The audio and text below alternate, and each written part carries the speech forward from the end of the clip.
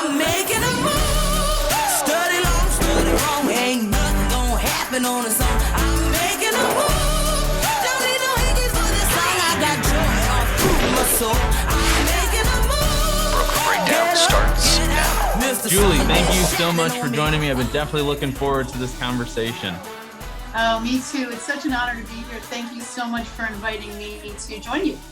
Yeah, of course. So I want to get started. I want to dive straight in here. And I think the first thing to let people know about your team is that you guys were #1 by volume in Connecticut this past year. You have 30 agents, 7 support staff, $320 million in overall transactions. So there's probably a lot of people watching this thinking, okay, how do I get some of that? How do I replicate those incredible results? So let's talk about this team, right? Let's talk about building a team. There's obviously a lot of really cool things that you guys do that I think do differentiate you, and I want to get into those. But let's start with recruiting, right? Because I think a lot of people, if you're a broker or team leader, anybody looking to add agents, you're wondering, how do you get that many people bought in, and then ultimately retain them? We'll probably come back to that as well. So tell me, first of all, Julie, how did you grow the team to this size? What does your recruiting process look like? Are there any things there you can share with us? Yes. Our recruiting process is mostly organic. Okay. We're really, really selective in who we recruit. The synergy on this team is, in my opinion, I've never seen it before in the industry of real estate, because I joined a team when I started in the industry 25 years ago. Teams were non-existent, so it was just like 2 people.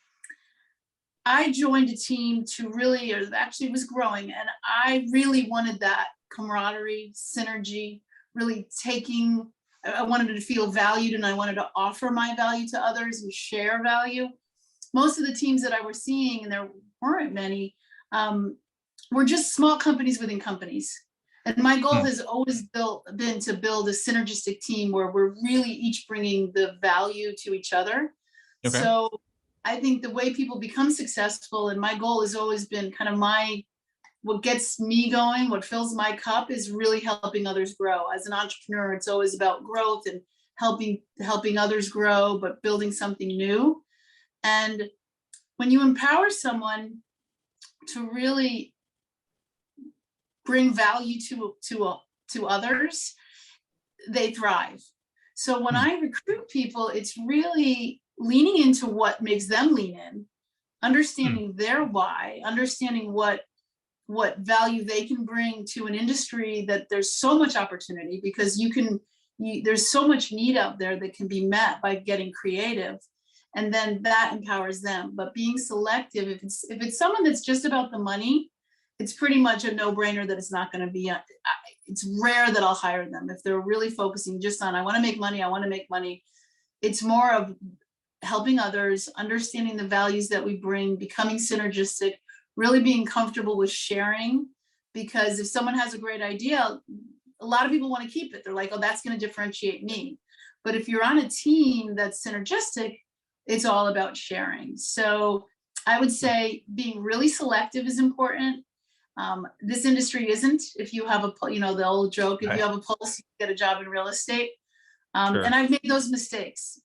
I've made the mistakes of hiring people that on the surface looked really good, and in reality, the team was starting to become competitive and people didn't want to share. So I would say just be careful with the selection. And instead of calling it recruiting, I call it selecting. And instead of calling it retaining, I call it developing. So if you're offering enough value to your teammates, someone got almost a $500,000 offer from one of my competitors on another team, from a company, and they're staying with me because of the value that we bring. So retaining is all about understanding their needs and building and developing their skill sets. And recruiting is all about selecting and making sure that you're understanding their why so that you can help them thrive. So we don't really go out there and say, I haven't at this point, and we are growing, I haven't at this point really had a recruiting I go after people that I think will be good as far as if I meet agents, but a lot of the agents that we have are new to the industry. Brand new to the industry. Really? Wow. Yeah. Okay. Well, that's fascinating. I mean, yeah, there's definitely a couple things to dig in further on here, which I love. So first of all, I love the idea of selecting versus recruiting, right? Because I like that even just that word change. And I think the words we use is, are very, very important, but obviously that changes the attitude, right? I mean, that's what you're clearly pointing out here. So the idea that we're not nice, just we're not a magnet, right? We're not just saying, hey, anybody that can possibly come and join us, we want to even have a conversation with. There's really specific things you're looking for. So, I work with the real estate agents all the time. I know how competitive the industry can be and how competitive a lot of these folks are. So the idea that you have this team of people that's, sort of completely in alignment, synergistic, not hiding things from each other. Can't tell you how many times we've had agents tell us like, oh, I want to do this video, but don't tell anybody else about it. So that's pretty common. When you are selecting, right? When you are trying to find this sort of next person to add to the team, is it based on like, do you have a profile of a kind of person that you're always trying to add to the team, or is it sort of need based? Are there certain things that'll change based on where you're at? Because obviously, at this point you've grown the team number one in the entire state. That's pretty high up there already. So when you're looking for somebody new, I mean, how do you sort of define the details of who you're trying to select? So geographically is really important. So one of the reasons I started a team is I was selling a lot of my own listings, and it's a conflict of interest. So I needed so that was a need. I needed buyer's agents because I don't think any agent should be single dual agency. I think it's a conflict. Right. So the next thing that was happening was a lot of the people that I were being relocated, and they wanted from another area, and they were looking at different towns. Now, some of my agents actually go all over. I personally don't. I think it's important, especially if someone's moving here and they're being relocated and they don't know if they think Westport is what they want, or they think Greenwich is what they want. They have to be educated on the other areas. I had enough clients that were moving quickly saying, yeah, we just relocated here, wasn't the right town for me. And if I hear something a few times, I feel that there's a need. I heard it enough that people found a location that really wasn't making them happy, because there was an influx of relocation at one point in my career where all of these people were being relocated. They get a relocation agent. That's one agent that's going to sell them what they know. So we're educating. We have a lot of, we're an hour north of New York City. So we sell a lot of people from New York that don't really understand Fairfield County. They don't even know the suburbs. So we actually created an urban to suburban division, and that educates the consumer on all the different areas that they should consider when they're choosing a home, because they're not just choosing a home, they're choosing a town, a community, a lifestyle.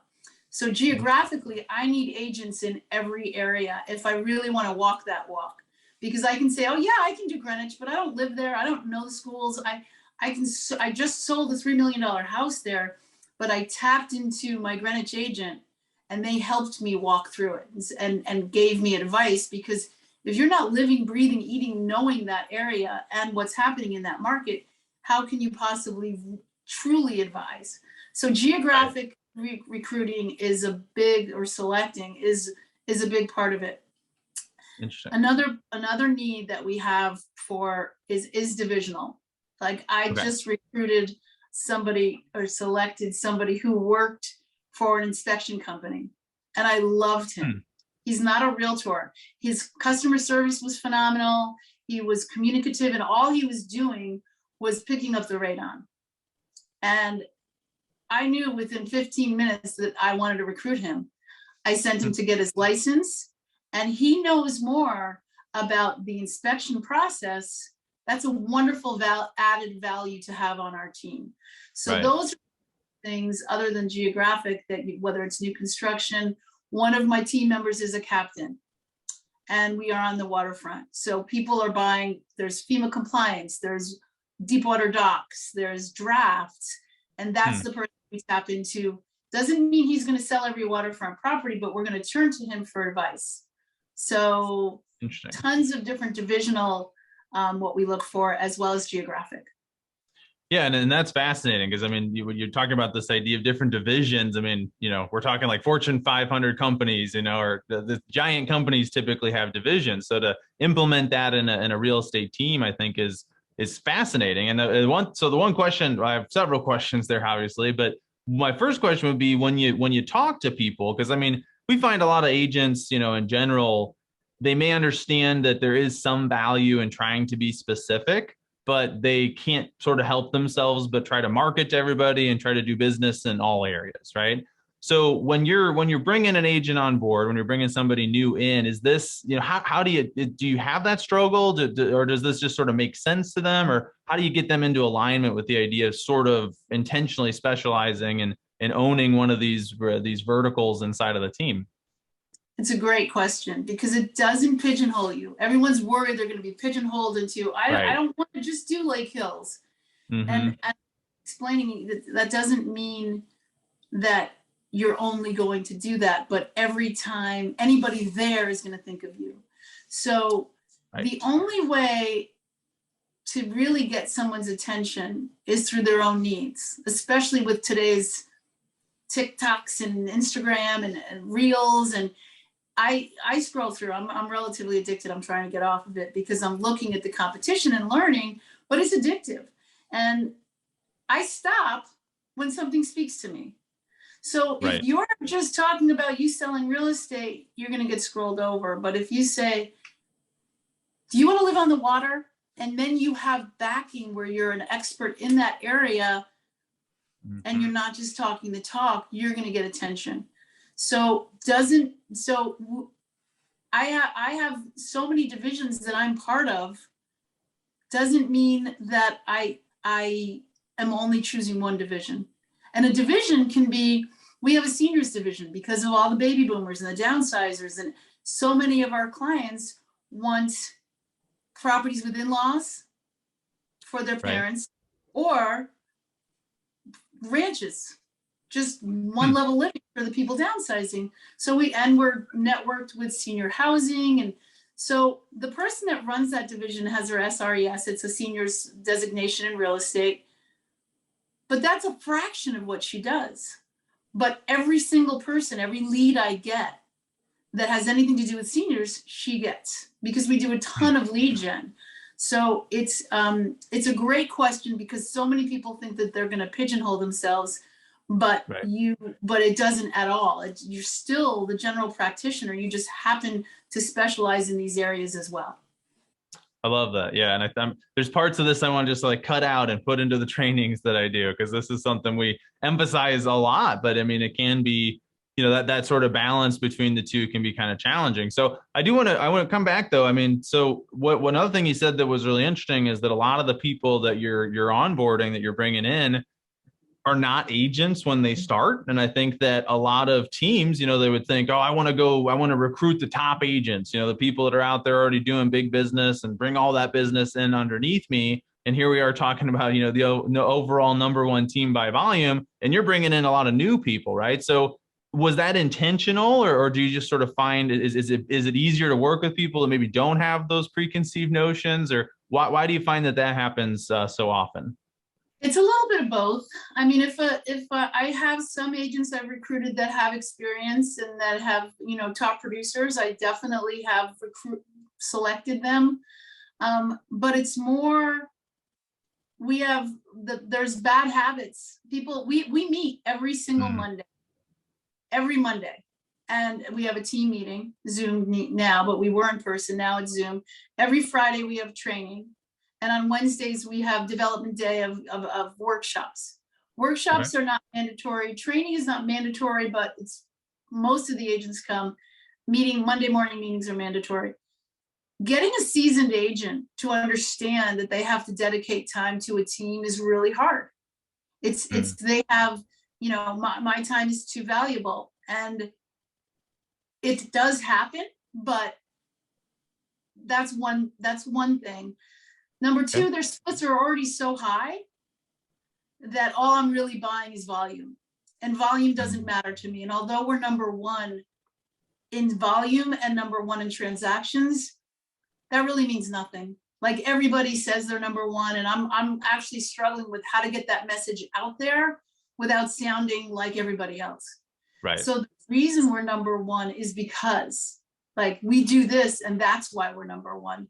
Mm-hmm. But I don't want to, being number one doesn't matter to me. The experience is what matters to me.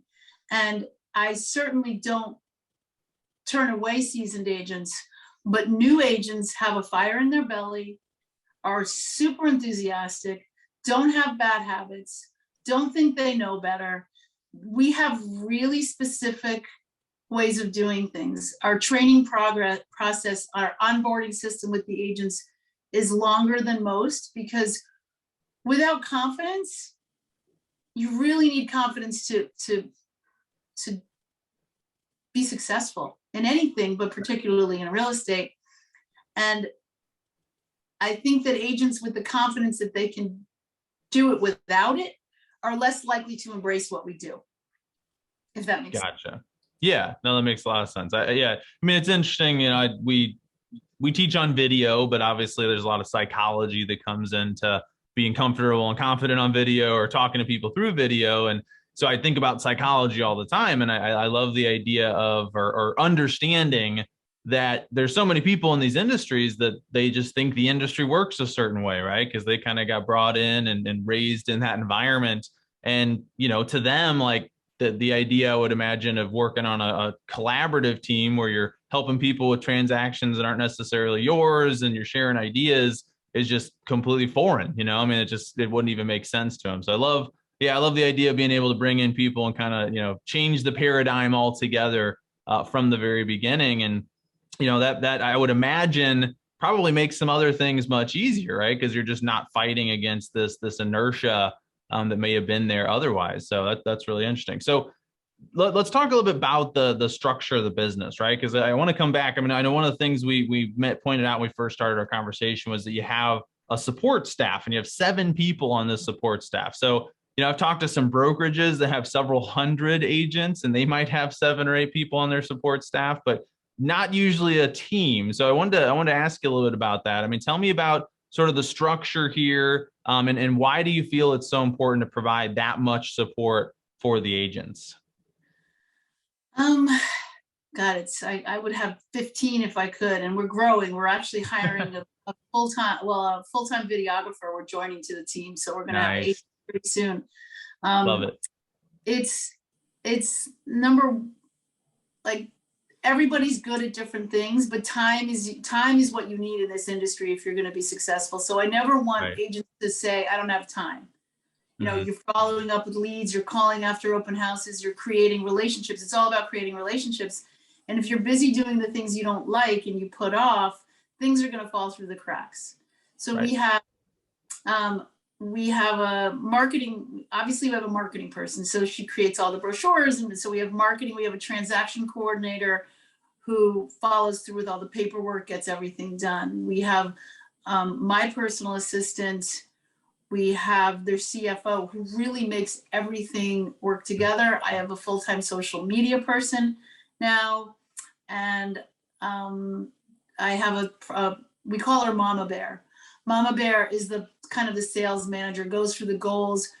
So all of these things came from need because it used to be me. And for someone who wants to start a team, it's not easy. Like I would probably everyone used to say to me, you'll make more money if you're just a single agent because I am a rainmaker, but I'm also a visionary. So if you have to be available to the team, and then when you run out of time, you have to hire someone to help you. The goal is to hire someone before you run out of time. Before you get to that point, I was sitting in a car with Barbara Corcoran, and I was stuck in traffic for 2 hours. And one of the things she said to me, which I'll never forget, because I was new, I had one assistant and I was thinking about hiring another. And she said, "Oh, Julie, you remind me of me when I was just starting out. Always hire your next assistant before you need them. Once you say you need them, you're going to be chasing it." And so I took that word of wisdom. And as soon as I started to visualize, we're going to need this, I would hire it and fill it before we actually were desperately chasing it. So it also empowers the agents to feel that you care about them. If you care about your people and you're offering, a lot of people just throw leads at people. And I always tell my agents, leads are the gravy, like leads are the frosting on the cake. That's all great. The cake is the support that allows you to build your own business where you don't even need leads. And the leads you'll accept that you have to pay a referral fee on, you're going to get to the point where you say, turn me off leads, because we're teaching you how to fish instead of giving you fish. And we can't do that without the support staff.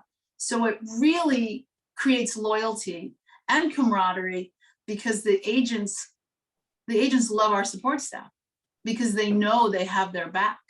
So it really adds so much value to creating a synergistic team. So I think that support staff is really the heartbeat, and all the agents are there within that team. So I highly recommend. Yeah, and it makes a ton of sense. And I would imagine too, from the perspective of, selecting versus recruiting, that is the magnet, right? It's, hey, you don't even have to necessarily talk about it. I mean, it would just be the kind of thing I'd probably recognize if I was an agent dealing with somebody on your team, be like, wow, there's all these other people involved and they're getting all the support. And I'm only talking direct with the agent some of the time because they got other people taking care of the things that are more mundane or repetitive. And that in and of itself is attractive, right? I mean, so you kind of create a company, a structure that on its own is attractive, and then you can sort of pick from the people that are attracted to that, right? So that's really, really powerful in terms of how it works. So one other question I have on sort of the support staff side of things here is that I would imagine, obviously this has a big impact on the customer experience, right? So we've talked a lot about the agents and the team and sort of how to add as many people, the right kinds of people to the organization, but talk about the customer experience, right? Because obviously agents aren't going to stick around if they feel like they're going to be able to give a better experience to their clients elsewhere. So I'm sure that you guys have some things you're doing there that distinguish them. So tell me about that process. Are there any things that you're doing with the customers that you feel kind of distinguish the Vanderblue team from the others out there? Yeah, I really do. I mean, one of the reasons I got into the business is I felt it was broken. It was very broker centric, it was broker centric. Then it was kind of pseudo agent centric, where it's all about the agent. It was never, in my opinion, very consumer centric. And we've got to be a forward facing business if we want to create a good experience. So it's morphed and changed over the years. I mean, as an entrepreneur, I can get in my own way. Like I'm pulling my own covers a little bit here because I want to grow so much, and I want to. I've heard, what are you doing that everybody's doing, but you're doing better? But more importantly, what are you doing that nobody's doing? So I'm always trying to do that next right thing, offer the next thing to my client, to the point sometimes where I forget what I was doing and I stop doing what got me there. Do you know what I mean? So, word of caution when you're growing to accentuate the consumer experience, make sure that you don't forget to do all the things that got you there to make their experience special. But we have over the years created, we have an onboarding with a client. So whether it's a lead from Ylopo or any one of our many lead gen sources, that experience is always consumer centric and talking to them. We have an onboarding to really understand what the client needs. Not just because Zillow would teach you, just get them in the house. Just get them in the house. I was pushing back on that because you really want that client to feel heard. So we have a buyer survey that they take that they resisted. The agents resisted it. Why would I have my buyer take a survey? They're not going to want to take that. Because it makes them pause for thought on what's really important to them. They're going to feel heard. They're going to feel like you can give them the opportunity to share with you specifically what they want. So you're not just opening doors, and it's going to save you a lot of time so the onboarding process with the client is longer than usual, which makes the looking process usually shorter.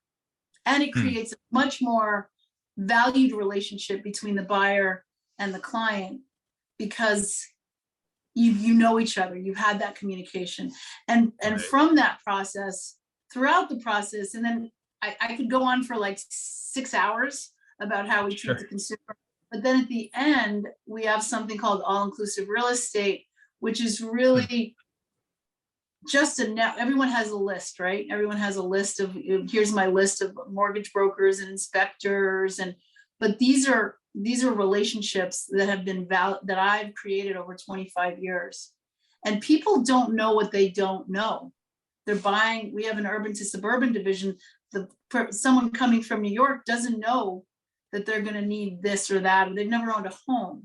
So we want them to think of us as a resource for everything that they'll ever need. And it works. It keeps them coming back to us. It brings more value than other realtors. So it's so much more than the transaction. It's the relationship. And that's kind of oversaid. Oh, well, it's not about the transaction, but you have to prove it. Are you walking the walk? What are you doing for that client after the transaction that proves that that's true? And that's what we focus on. Yeah, I love that. So talking about sort of these processes and this kind of experience, I mean, for the consumer, and I agree. I mean, I've never been a real estate agent myself. I've worked with them for, over half a decade so far. And, there's definitely that sense that, the industry is about the agents. It's about the teams, the brokerages, there's years and years of competition on, lowering splits as low as they could go to try to recruit agents and all the impacts those things have had. So when somebody works with your team, I would imagine, especially if they'd worked with an agent in the past, like it's a pretty starkly different experience. So, for the consumer, I mean, what does that do for them? And I guess my kind of what I'm getting at here is like, the average realtor maybe doesn't have the best reputation, right? Like the industry can sometimes have kind of a less than stellar reputation with consumers. So what does that change in their mind? What are some of the things that they're sort of saying or thinking or experiencing when they go through your system that they maybe don't get with a normal agent? It's funny that you say this because it took me about I did not want to be a realtor. It was not on my list of, what I want to do when I grow up. And my husband's a builder and he was only building one house at a time. So I was not going to change my career. I was just going to, because I'm a marketing strategist, that was my career prior to real estate. So I was just planning to market his properties, and that was all. And there was such a need in this industry for people who actually had a strategic mind and were thinking strategically versus just chasing the buck. Right. That I quit my job within a year, and I became the #1 agent in the headquarters of the biggest company in our market within 2 years. I was the #1 agent. This is while I was a single agent.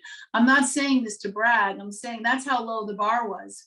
And nobody should climb that quickly to the top. So it was really, really broken when I got in, and I was embarrassed to admit it. It took me a while to even admit I was a realtor. So I totally relate to what you're saying as far as our industry's reputation. And when I started my team, I needed a tagline.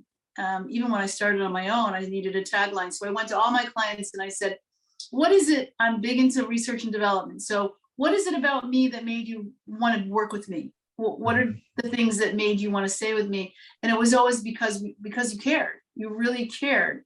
So our tagline was, which is kind of coming back now, was because we care. And we have to show the client in everything we do that we care. So we have this conversation with them. We're upfront with them from the beginning that we're not like other realtors. And I'm honest about where we came from and why we want to change the experience for the client. Like, I'm absolutely upfront. I don't bash the industry. I just talk about what I think needs to be changed is we go through it with them. And we have all kinds of marketing materials and all kinds of deliverables and everything that they need to get a sense of who we are. But everybody communicates differently, right? Some people text, some people, I don't use a system. I don't use a listing presentation that you learn from some company. This is what you do, because everybody's unique. I rarely go into my little briefcase to show them because it's the relationship. So by the time I leave, whether it's a buyer consultation or a listing marketing consultation, I've had such a strong conversation with these people that we've got a relationship. So Right. and what I do with my team to train them is everybody goes on a presentation with me before they can dive in, whether they're new or not. It's not because I do it best. It's because they're going to learn from me. Everybody brings each other because we're all learning from each other. They take what they want and do. I don't say to them, listen, this is how you have to do it, because that's not going to be authentic. But learn Right. what I do, take what works for you, and let me see what you do. And sometimes we take what they do and bring it. Obviously, we all share what we do. But if we make it about the client first, and we give the agents the comfort that they can be authentic, that they can, as long as they're putting the client, there's a book, have you ever heard of the book called The Go-Giver? Oh, sure. Yeah. So Classic. I give that out to my agents, and that's really where they join. I'm like, if you're putting the client first, you're not going to worry about remembering what slide you're on or what you're Right. forgetting, because it's going to come from within, and you're going to Right. learn with experience. And that's why you have a whole team who can help you through the process when you get stuck. And the agent, there's nothing wrong. I don't think a consumer at all will mind if they say, oh, let me bring my teammate in. They know more about this. They want you to Right. not know everything. Everybody's sick of somebody saying they know everything. So a Right. synergistic team allows them to be human. And I think that's really refreshing to the consumer.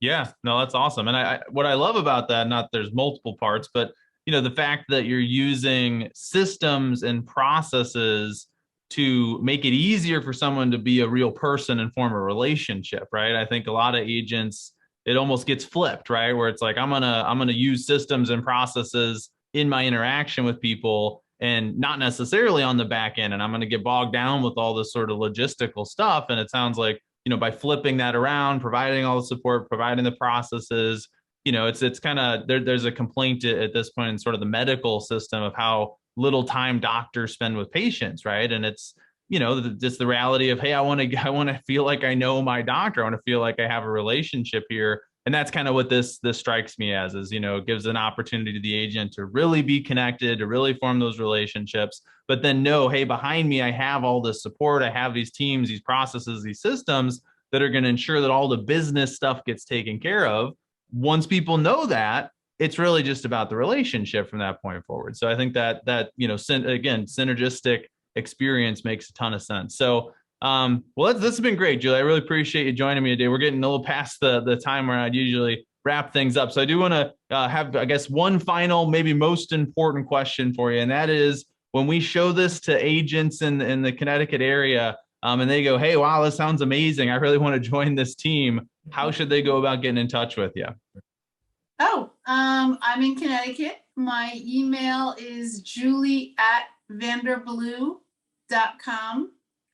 And I'll give my office line. Just go to vanderblue.com is my website. And my cell phone, I'll throw that out there, is 203-257-6994. And if I can say one thing that I would recommend people do is never stop learning. And I'm actually really excited because I saw your class, and I'm gonna jump on what you do, because I think I mentioned that we hired a videographer.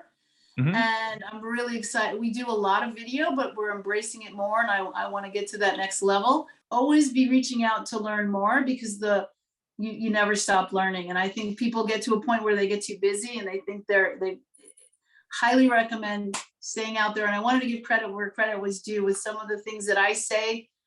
Everything we all learn, right? So some of my stuff's original, but a lot is learned from others and adding on to it. So I love that. Yeah, that's great advice. I think if we and that goes well beyond real estate, right? We could all be focusing on continuing to learn and improve, and even just a little bit of time invested in that on a regular basis, the payoff is enormous. evidenced by your clear success here, right? But cool. All right, good stuff. Well, Julie, I want to thank you so much for joining me today. This has been fascinating and also very useful in terms of insights for somebody looking to build a team, or I would imagine a brokerage. I think a lot of this, and honestly, a business in general, right? I think there's a lot of things here. If you're trying to build any kind of company, you could definitely learn from. So thank you so much for taking the time to chat today. Oh, it was my pleasure, and I'm truly grateful for the opportunity, and I look forward to seeing you again. I do too. Awesome. Well, for those of you tuning in, we want to thank you for joining us for this episode of Broker Breakdown, and we invite you to join us again next time. We'll talk to you then.